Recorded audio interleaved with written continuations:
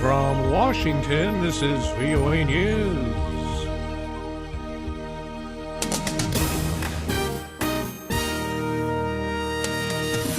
Egypt offers ceasefire plan to end Israeli-Hamas violence. Ukrainian rebels claim shooting down government military transport plane. I'm Ray Kouguell reporting from Washington.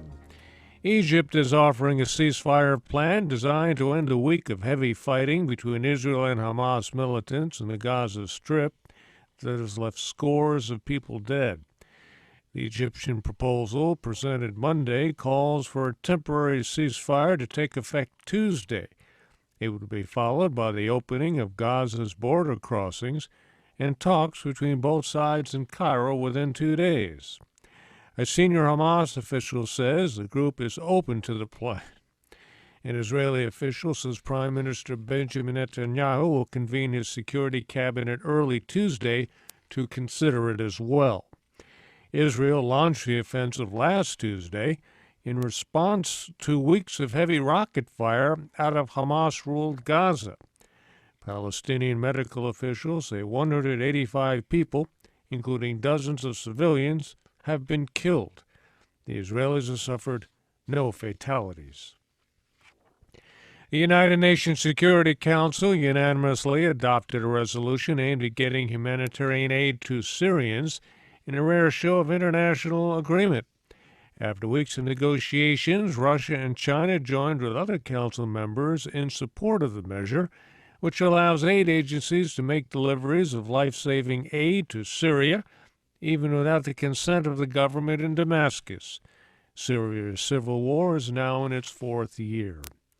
A senior UN official warns the growing Syrian refugee crisis in Lebanon could explode into intersectarian violence.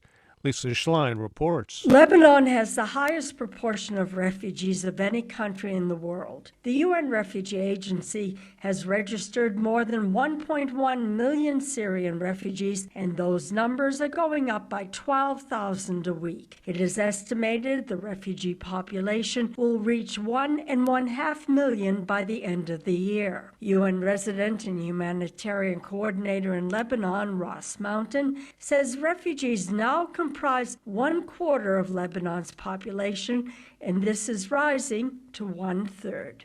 Lebanon has no refugee camps, so most of the Syrian refugees live in some 240 of Lebanon's poorest communities in the northern Akkar and Bekaa regions. Lisa Schlein for VOA News, Geneva. The United Nations is temporarily withdrawing its staff from Libya because of the deteriorating security situation there.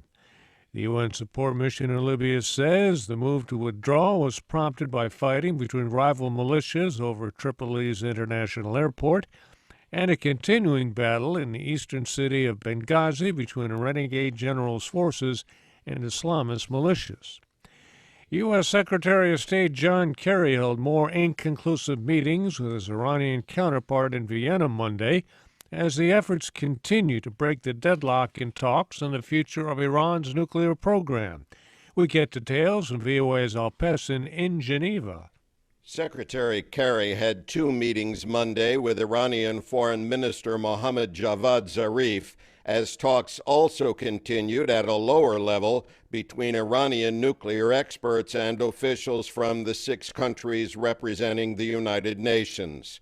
Between sessions, Secretary Kerry had only a few words for reporters who asked whether there was any progress. We're working away. The talks are aimed at closing what Kerry called on Sunday significant gaps on key issues. Those are believed to include how much capacity Iran will have to enrich uranium and how long the restrictions will last. The talks face a deadline on Sunday, but many experts expect that to be extended. Al Pessin, VOA News, Vienna. Pro-Russian separatists in eastern Ukraine are claiming responsibility for shooting down a Ukrainian military transport plane and say 4 crew members have been taken prisoner. Russia's Interfax news agency quotes separatists in the rebel-held city of Luhansk as saying the captives are in the border city of Krasnodar and undergoing interrogation. Britain's Foreign Secretary William Hague says he's quitting his post as the country's top diplomat after 4 years in the job as part of Prime Minister David Cameron's biggest reshuffle since his election in 2010. Mr. Hague says he'll not run for Parliament in the general election for next May. British media say he is likely to be replaced as Foreign Secretary by Philip Hammond, the current Defense Secretary. And the shipwrecked Costa Concordia cruise ship was successfully refloated in Italy.